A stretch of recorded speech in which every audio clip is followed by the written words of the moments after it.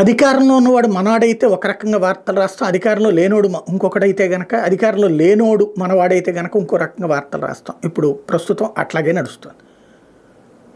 ప్రతి ఏటా కూడా ఈ దర్శనాలు ఉంటాయి.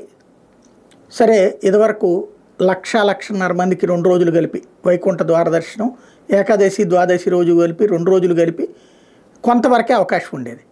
దాన్ని తర్వాత కాలంలో మార్చి 10 రోజుల పాటు చేయడం, శ్రీరంగం మేల్కోటి అక్కడంతా చేస్తున్నారు కాబట్టి అని అట్లాగే సాగిపోయింది.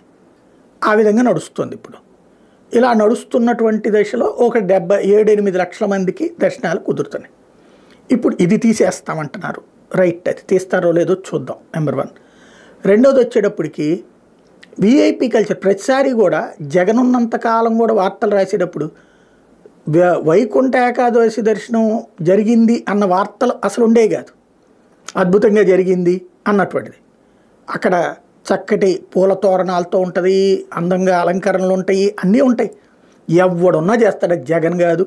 చివరికి మనం వెళ్ళి ఆ పదవిలో ఉన్నా సరే మనతో సంబంధం లేదు. అది తిరుమల తిరుపతి దేవస్థానం అనేటటువంటిది ఒక నిరంతర ప్రక్రియ. వాళ్ళు చేస్తూనే ఉంటారు. ఈ ముఖ్యమంత్రి వస్తే చేద్దాం, ఈ ముఖ్యమంత్రి వస్తే చెయ్యొద్దు అనేది ఏముండదు అక్కడ. అవి నడుస్తూనే ఉంటాయి, దర్శనాలు నడుస్తూనే ఉంటాయి. ఈ ముఖ్యమంత్రి వస్తే గుడికి వెళ్దాం, ఈ ముఖ్యమంత్రి వస్తే గుడికి వెళ్ళొద్దని ఎవడన్నా అనుకుంటాడు భక్తుడు. జరిగిపోతూనే ఉంటుంది. కానీ అప్పుడు ఆ దర్శనాన్ని గురించి రాయకుండా ఏమని రాసేవారు, విఐపీల సేవలో తరించిపోయిన టీటీడీ ప్రభుత్వం నుంచి వాడు రికమెండేషన్, వీడి రికమెండేషన్, ఆ నాయకుల రికమెండేషన్, ఈ నాయకుల రికమెండేషన్. నిన్న వైకుంఠ ఏకాదశి రోజున ఎవరు విఐపీలు లేరా? ఎంతమందో తెలుసా విఐపీలు? 9,000 మంది. 9,000 మందికి విఐపీ పాసులు ఇచ్చారు కదా. వాళ్ళలో ఎమ్మెల్యేలు, ఎంపీలు, వాళ్ళ బంధువులు, వాళ్ళు అందరూ ఉన్నారా లేదా? నేను దాన్ని తప్పుపట్టను కూడా. ఎందుకంటే వాళ్ళ అకేషన్ అడుగుతారు. వాళ్ళు తప్పనిసరి పరిస్థితి ఒక ఆలయానికి లేదా ఒక ప్రభుత్వాలకి. గతంలో కూడా నేను ఇదే మాట చెప్పాను. అప్పుడైనా ఇప్పుడైనా నేను అదే మాట చెప్తా. ఎందుకంటే పాత రోజుల్లో కూడా ఆలయాలకు సంబంధించి రాజులు వచ్చినప్పుడు, మంత్రులు వచ్చినప్పుడు వాళ్ళని గౌరవంగా గుళ్ళోకి తీసుకెళ్ళడం అనేది ఒక సంప్రదాయం నడిచింది. అదే కదా పూర్ణ కుంభ స్వాగతం పలకడం అన్నటువంటిది. లేదంటే కనుక గజమాలతో సత్కరించి తీసుకెళ్ళడం అనేటటువంటిది. అది సరే, వాళ్ళు రాజు ఇదంటే రాజుగారి బంధువులకు కూడా అట్లాగే ఉంటుంది.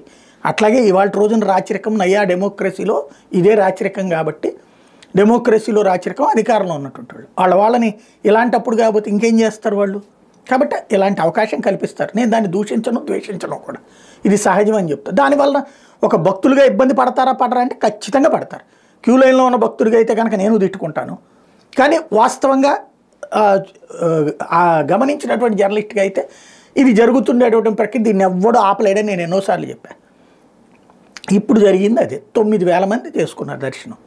కానీ ఇవాళ ఎక్కడైనా అది రాశారా విఐపీల సేవలో తరించారని? అంటే ఇవి చిన్న అంశమే, కానీ చిన్న అంశాలు ఇదివరకు బ్యానర్ హెడ్డింగ్లు అయ్యేది. అదే ఇప్పుడు వచ్చేటప్పటికి డౌన్ ప్లే అవుతుంది.